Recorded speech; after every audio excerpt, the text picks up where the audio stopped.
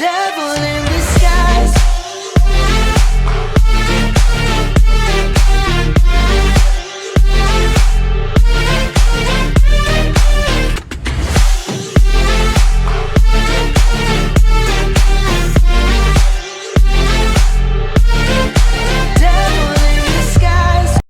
Hey, what's up people, welcome back to my channel. So I'm back again with another video, and this is a new year, so happy new year to everyone. I know I was not there for a while. Exams are now over, the semester exams, and also the internet connection was not proper here.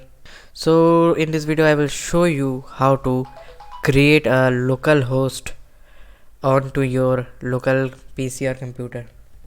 So first you need to install a software, that is XAMPP.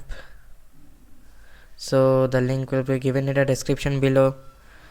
So go and download the XAMPP. It is available for Windows, Linux, Mac OS.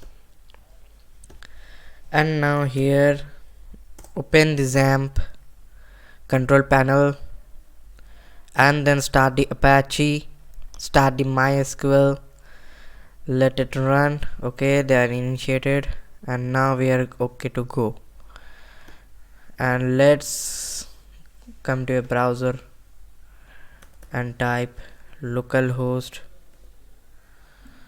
/php myadmin, and your localhost or your MySQL database server is ready. Here you can create your database. You can see, let me give you an example, like this, like this. These are the database created. Let me show you an example of my program one. This one here, you can see the database. These are the tables. These are the user ID, sign in, password, example that is stored in the database. So yeah, like this you can create a local host onto your local computer. So at first everyone, when they don't have a original server to work with, they just create a website on their localhost and then publish it on the server. So this is how to create a localhost.